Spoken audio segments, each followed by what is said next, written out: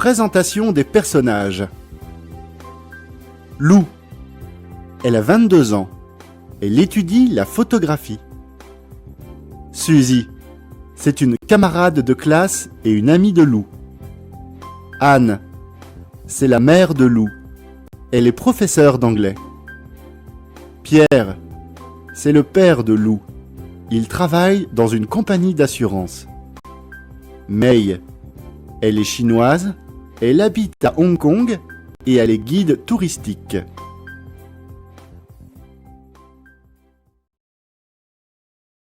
Chapitre 1. La famille Ledoux. Lou, dit Anne. ouvre! Je dois entrer dans la salle de bain. Je vais être en retard au collège à cause de toi. Et toi aussi, tu vas être en retard à la fac. 1 minute, maman. Je me coiffe et je sors. Voilà, tu peux entrer. Merci. Et prends ton petit déjeuner avant de partir. Pas le temps, dit Lou. Au revoir, maman. À ce soir. Impossible de décrire Lou sans parler de ses beaux cheveux bruns et lisses. Tous les matins, elle les brosse longuement. C'est sa seule coquetterie. Pas de maquillage, pas de bijoux, excepté parfois un pendentif. Petite et mince, sportive, elle porte généralement un jean, un t-shirt et un grand pull. Lou est jolie. Elle a des yeux noirs en amande et une bouche bien dessinée. Son nez est petit, vraiment petit. Le violet est sa couleur préférée. Elle met souvent des vêtements de cette couleur ou noir. Lou a 22 ans. Elle veut être photographe ou journaliste. Elle adore faire des photos et elle aime lire aussi. Elle est étudiante en première année à l'école de photographie de Paris. Tous les matins, elle attend le dernier moment pour se lever. C'est agréable de rester au lit. 15 minutes plus tard, elle descend rapidement les escaliers de son immeuble. Elle déteste prendre l'ascenseur pour aller à ses cours. Naturellement, elle n'a pas le temps de déjeuner, ce qui contrarie sa mère. Lou, tu n'es pas raisonnable. Mange un peu. Mais c'est inutile. La jeune fille ne l'écoute pas. Lou est passionnée par ses cours. Elle a de bonnes relations avec ses professeurs et elle étudie avec enthousiasme. Elle a aussi une autre passion, se promener dans les rues de Paris, sur les bords de la Seine et prendre des photos. Elle connaît très bien Paris.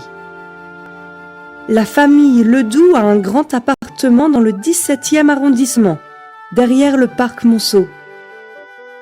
Pierre et Anne Ledoux ont une seule fille et ils sont très fiers d'elle. Ils la trouvent affectueuse et intelligente. Pour eux, c'est la fille idéale. Anne Ledoux est une femme petite, un peu ronde, souriante et gaie. À la maison, sa pièce préférée, c'est la cuisine. Là, elle prépare des plats délicieux. C'est en effet une excellente cuisinière. Et elle prépare aussi ses cours, car elle est professeure d'anglais dans un collège parisien. Quand elle corrige ses copies, en fin d'après-midi, il y a souvent un bon plat sur le feu. Le week-end, elle aime sortir avec Pierre, son mari. Ils vont voir des expositions de peinture, visiter des musées. De temps en temps, ils vont au cinéma ou au théâtre. Ils ont aussi beaucoup d'amis qu'ils voient le soir. Dîner chez les Ledoux est un plaisir. Le repas est succulent et la compagnie très agréable. Pierre a presque 50 ans. Il a les cheveux gris et une apparence sérieuse. Il travaille dans une compagnie d'assurance. Pour aller au travail, il met un costume sombre, une chemise et une cravate.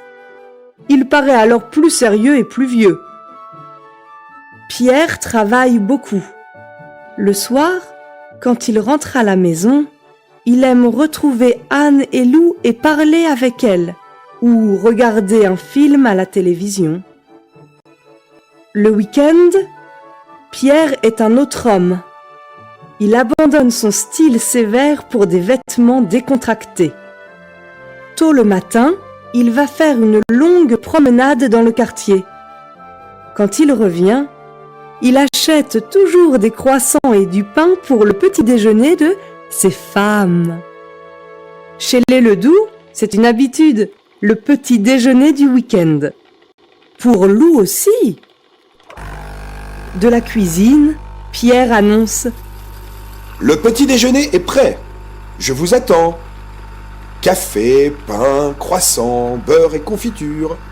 Vite, le café va être froid. » Lou et Anne arrivent et s'installent à table. « Merci, Pierre. » dit Anne. « Les croissants sont chauds. Quel délice !» « Bonjour, papa. » dit Lou. « Mais il est quelle heure? J'ai sommeil. » 10h30. Répond Pierre. Une heure décente pour se lever, non? Qu'est-ce que vous voulez faire aujourd'hui? J'ai rendez-vous avec Suzy à 14h devant le centre Pompidou. On doit préparer un travail pour l'école. Dit Lou. Un travail sur quoi? Demande Anne. Sur Robert Doisneau. C'est pour mercredi et on est en retard. Dommage. Dit Anne. Et toi, Pierre, tu as une idée? Il y a une nouvelle exposition au Grand Palais, sur Courbet. Ça t'intéresse? Pourquoi pas? Dit Pierre. J'aime bien ce peintre. Et ce soir, je vous invite au restaurant. Je connais un bon restaurant dans le quartier du Marais. Tu nous retrouves là-bas, Lou? Je ne sais pas, papa. Ça dépend de notre travail. Viens avec Suzy? C'est une bonne idée. Je vous appelle. Bon, je file. Merci pour les croissants, papa. Super bon.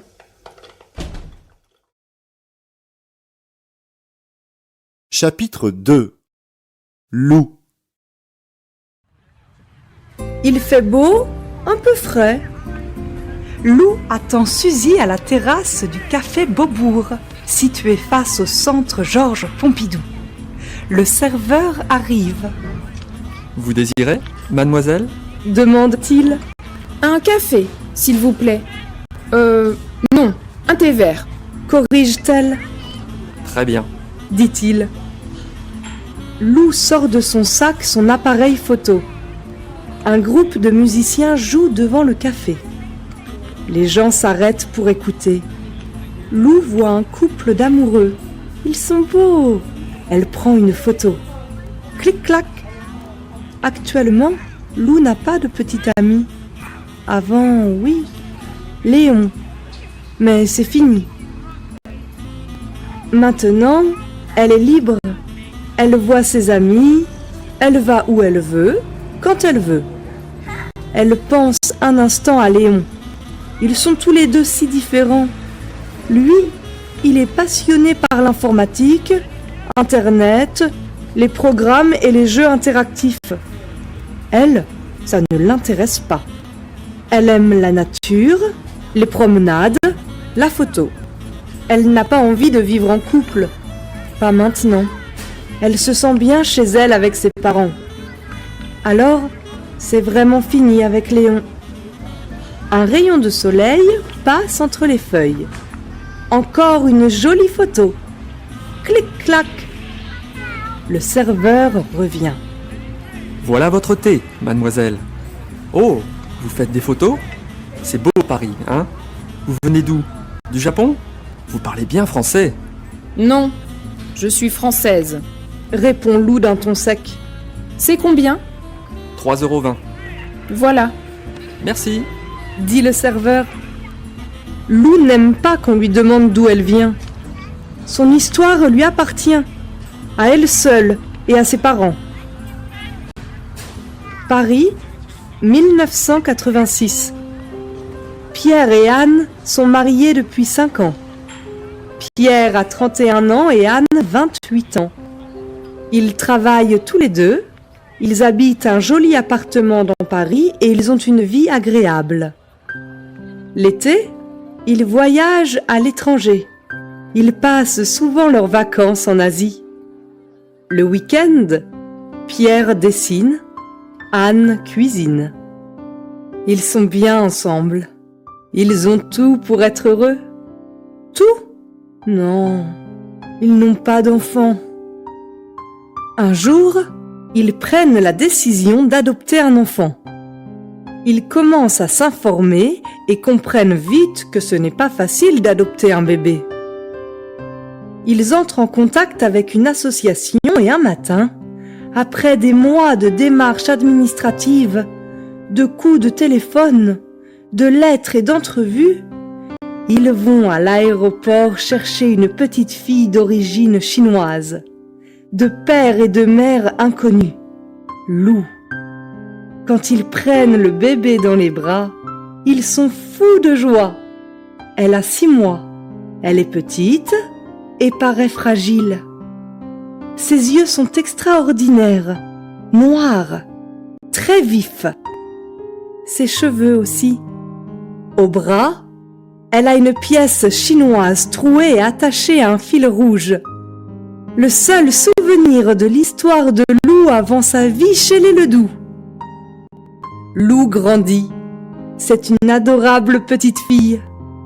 Anne et Pierre lui parlent de son adoption avec de jolis mots. Tu viens d'un pays avec de grandes montagnes et des papillons de toutes les couleurs. Tes cheveux sont comme la soie et tes yeux comme les pierres qu'on trouve dans les montagnes en Chine.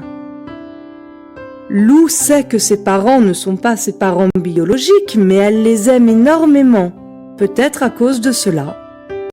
Elle n'a pas envie d'aller en Chine. Elle est bien ici, à Paris. Les musiciens vont s'installer devant la terrasse d'un autre café. Suzy arrive.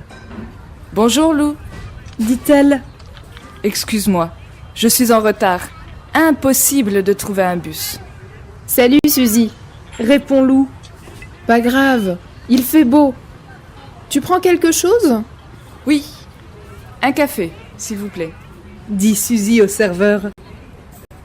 Tu sors ce soir? Demande Lou. Non? Répond Suzy. Pourquoi?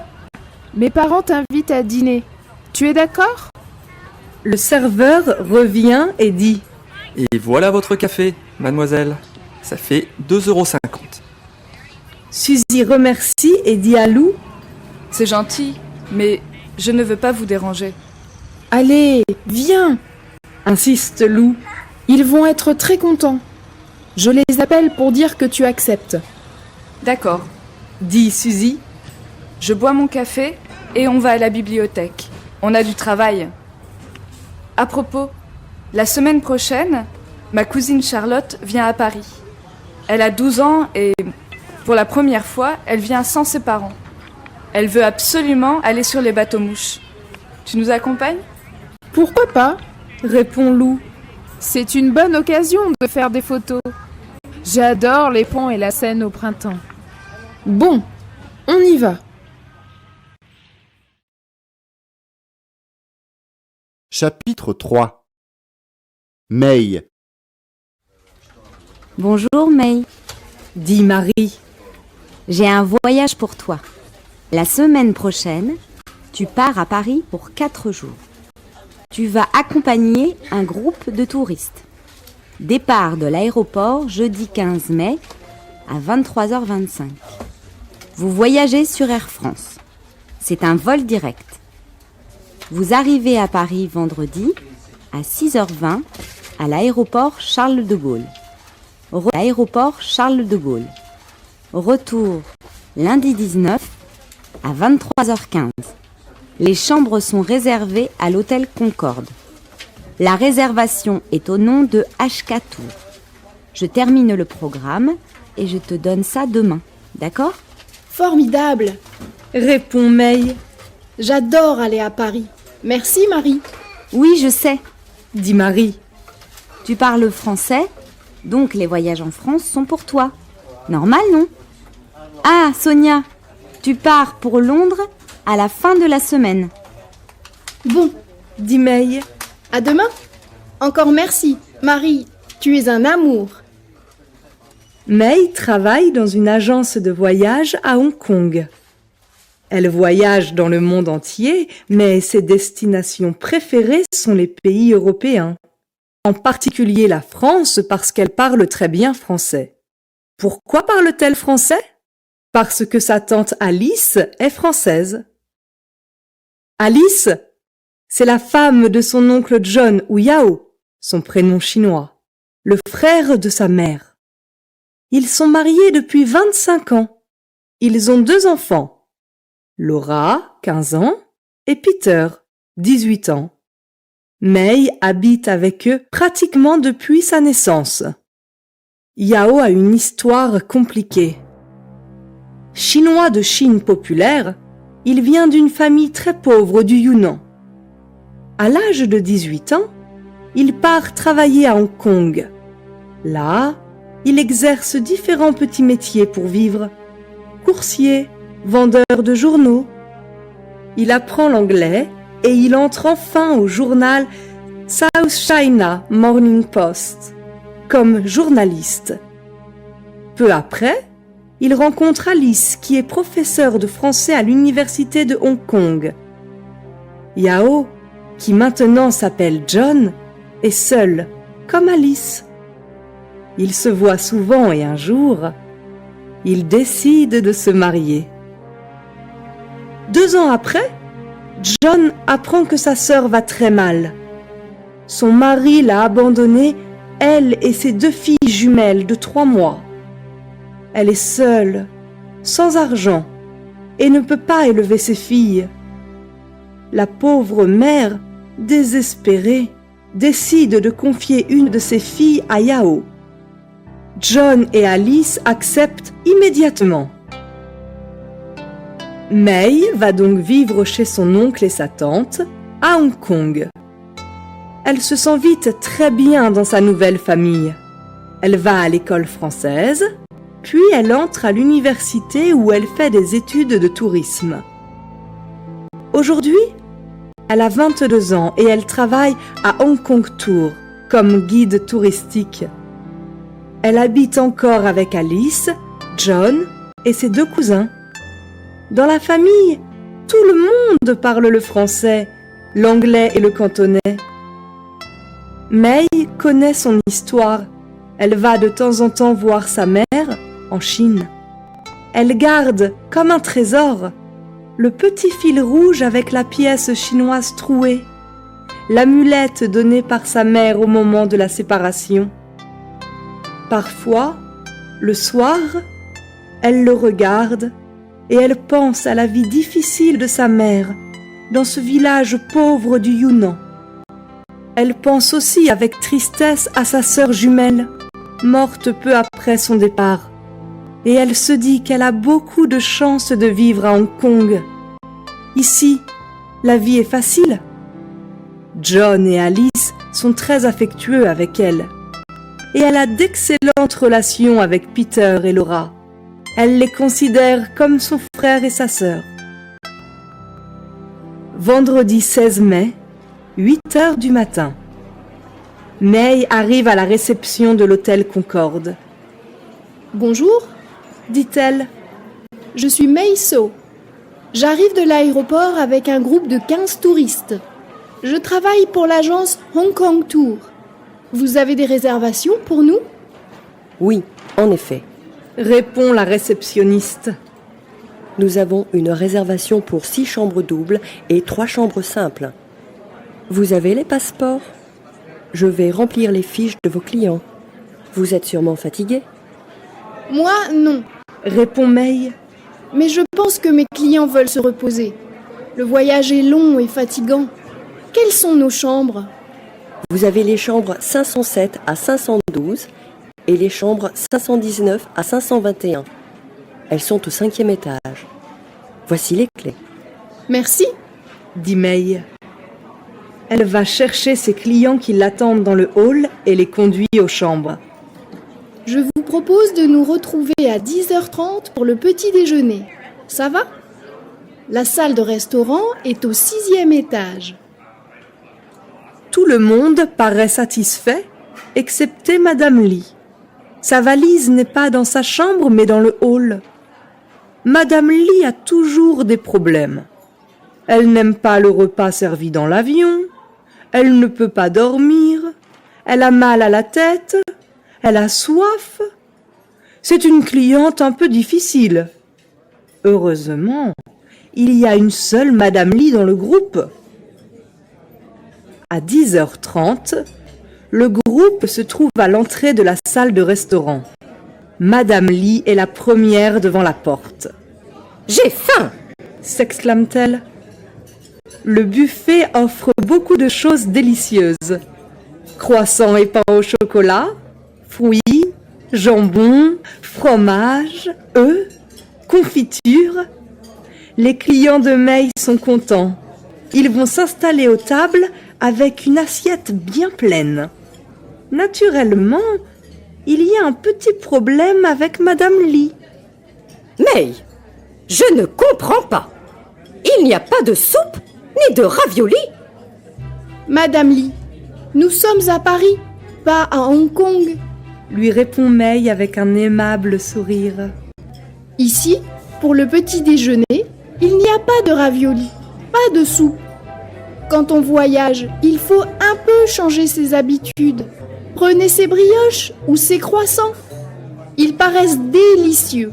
Je suis sûre que vous allez trouver ça très bon. May et Madame Lee s'assoient à une table près des autres clients. May donne le programme de la journée. Après le petit déjeuner, nous allons visiter le musée du Louvre, puis Notre-Dame. Ensuite, nous allons faire une promenade sur la Seine en bateau-mouche. Ce soir, nous allons dîner dans un restaurant du quartier Saint-Germain. Le minibus nous attend en bas à 11h30. Nous avons de la chance. Il fait un temps magnifique. Rendez-vous dans le hall dans 1 heure. May aime son travail, mais parfois ses clients sont difficiles, exigeants, jamais contents, comme cette Madame Lee. Et il faut garder le sourire. Quand elle voyage, May a un peu de temps pour elle. C'est bien, mais ce n'est pas suffisant. Parfois, elle rêve de rencontrer des jeunes de son âge et de sortir à Paris avec eux. Et ça, ce n'est pas possible à cause de ses clients.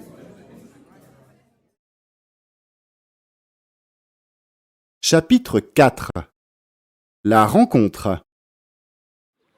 Lou a rendez-vous à 3h avec Suzy et Charlotte dans un jardin sur l'île de la Cité. Suzy arrive à l'heure. « Salut !» dit-elle. « Aujourd'hui, je ne suis pas en retard. » Bravo !» répond Lou. Ah, voilà Charlotte. Bonjour. Alors Paris? C'est super, répond Charlotte. On fait beaucoup de choses. Suzy me montre tout. Et ce n'est pas fini, dit Suzy. Venez, on va acheter les billets. Le bateau part dans 5 minutes. Les filles achètent les billets et montent sur le bateau. Il y a du monde, beaucoup d'étrangers. Le bateau part et se dirige vers Notre-Dame. Le guide commente la visite en français, en anglais et en japonais. Le Pont-Neuf est le plus vieux pont de Paris. Terminé en 1600... Charlotte regarde tout.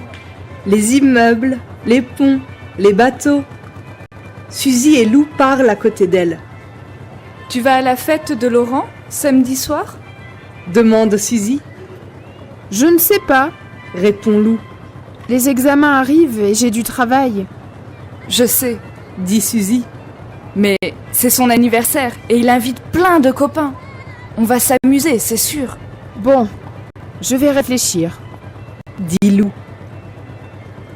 Le bateau se dirige maintenant vers l'Institut du monde arabe et passe devant le musée de la sculpture en plein air. Ce jardin, ouvert en 1980, présente des sculptures... Le bateau change de direction. C'est fini ? Demande Charlotte. On ne passe pas devant la tour Eiffel ? Si. répond Suzy. Maintenant, on va passer de l'autre côté de l'île Saint-Louis, puis on va voir le musée du Louvre. Voici maintenant l'hôtel de ville. Il date de 1871. Ici se décide la politique. Brusquement, Suzy touche le bras de Lou et dit « Hé Lou, regarde cette fille là-bas. Elle te ressemble. C'est incroyable. » Je ne vois pas. Quelle fille? demande Lou. La fille qui est avec un groupe de Japonais ou de Chinois. Elle montre quelque chose. Elle a les cheveux plus courts, mais elle a les mêmes yeux que toi. Et elle est mince comme toi. Bon, et alors? dit Lou.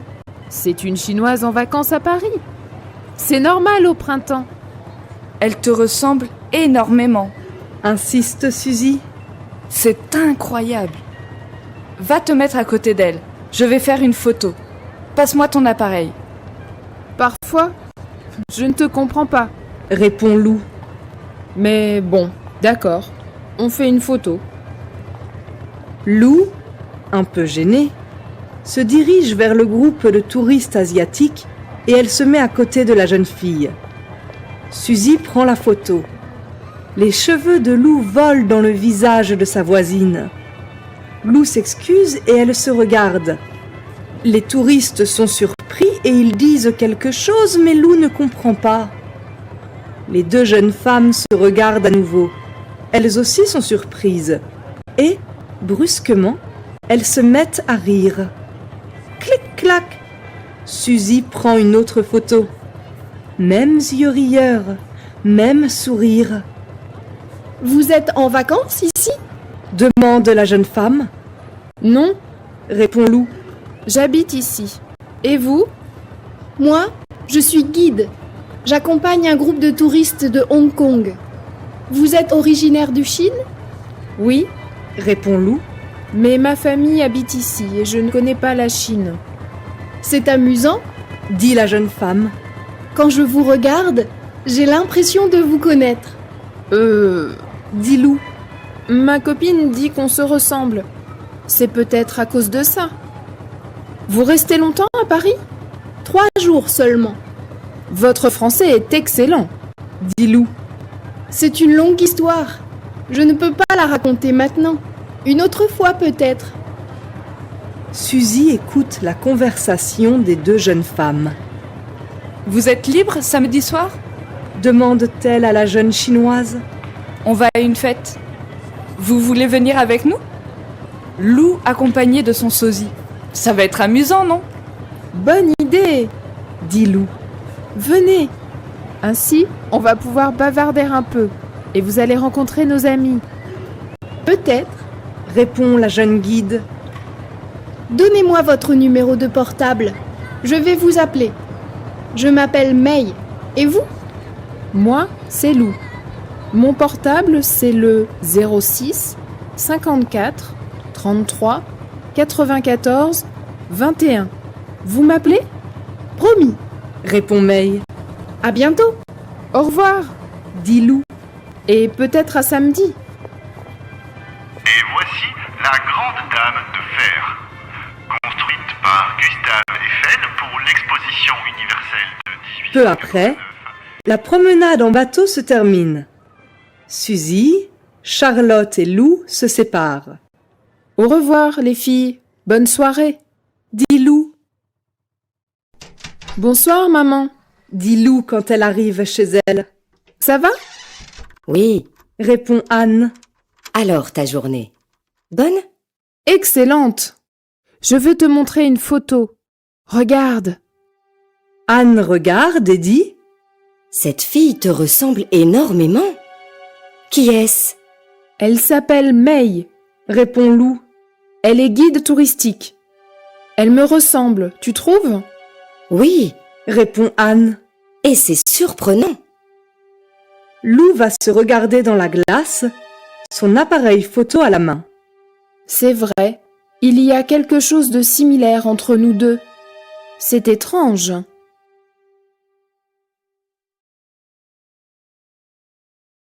Chapitre 5. La soirée chez Laurent.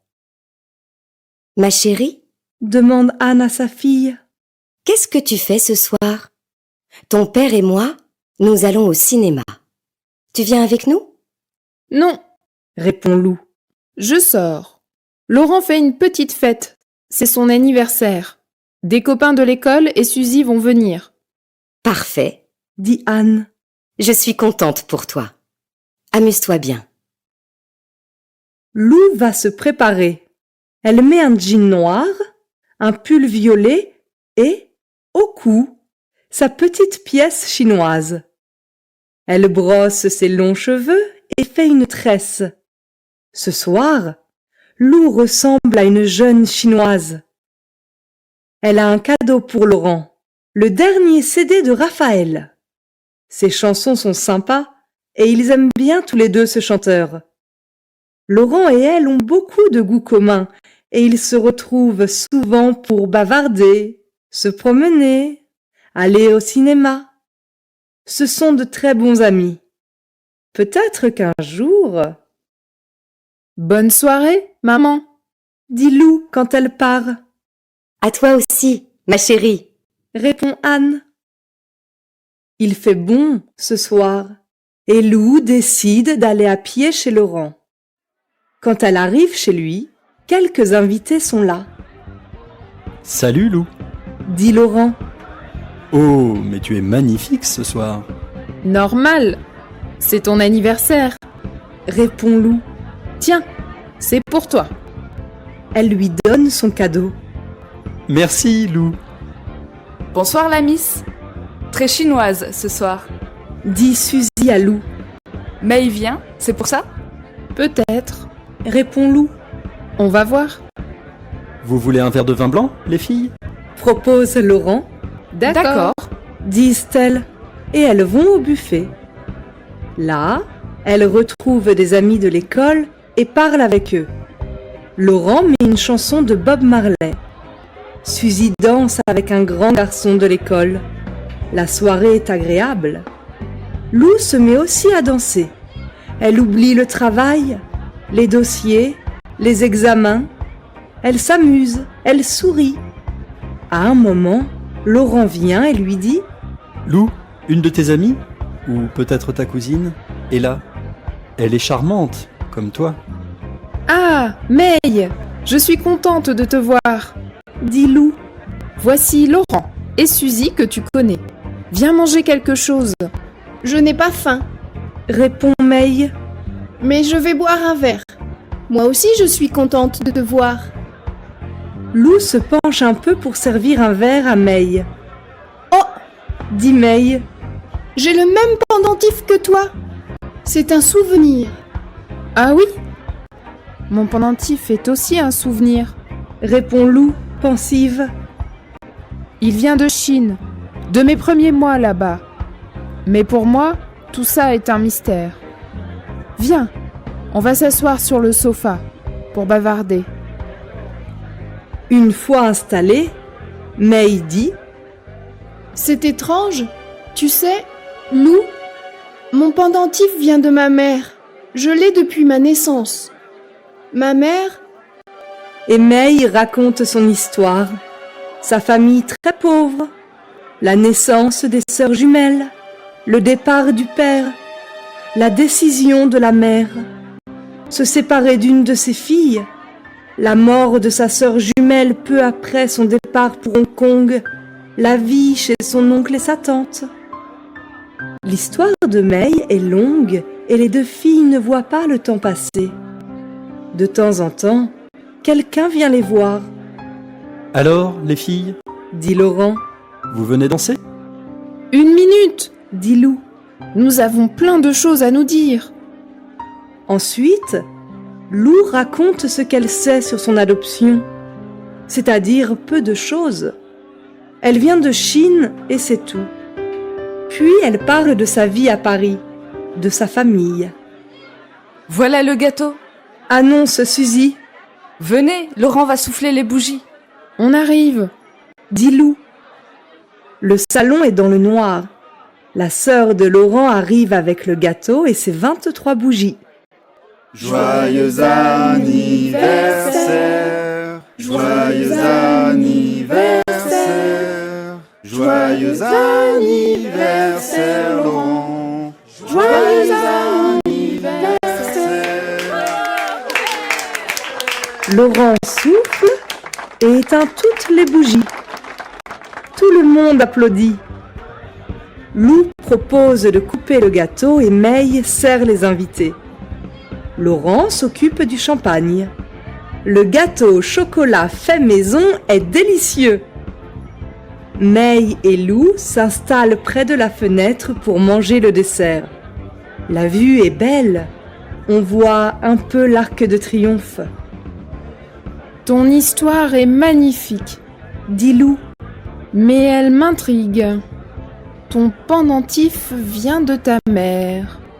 J'ai le même que toi. Je viens de Chine. On a le même âge. On se ressemble.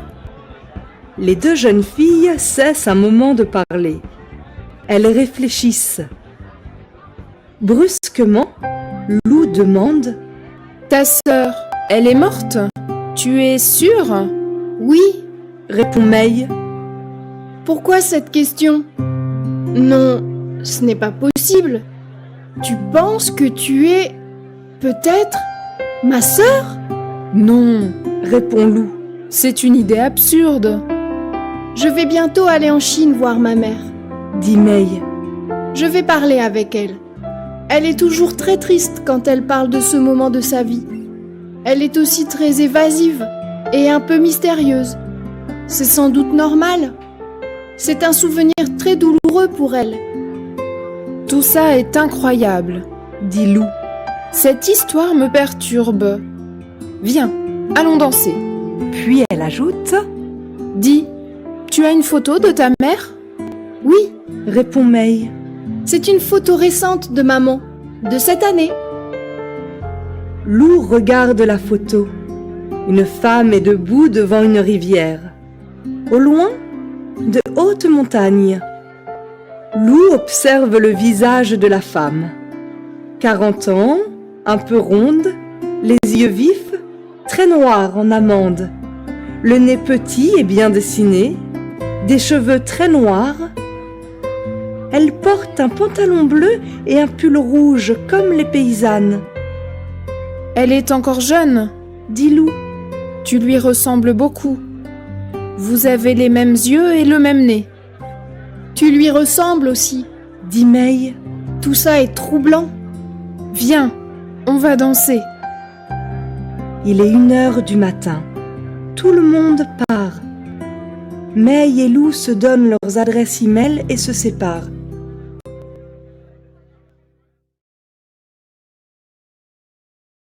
Chapitre 6. Le fil rouge. 15 jours plus tard.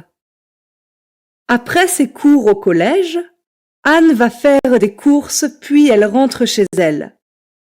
Lou l'attend à la maison, très excitée. Bonjour maman, ça va? Fatiguée? Demande-t-elle. Un peu. Répond sa mère. Mais ça va. Et toi? Oh, je sens que tu vas me dire quelque chose. Non. Enfin oui. Répond Lou. Regarde, c'est un mail de May. Elle rentre d'un voyage chez sa mère, en Chine. Assieds-toi, s'il te plaît. 1 minute, ma chérie. Dit Anne. Je retire ma veste et je pose mon sac et mes courses. Tu peux nous préparer un thé? D'accord, mais après, tu m'écoutes. Tu veux du lait ou du citron? Un peu de lait. Prends le thé anglais et les petits gâteaux dans le placard.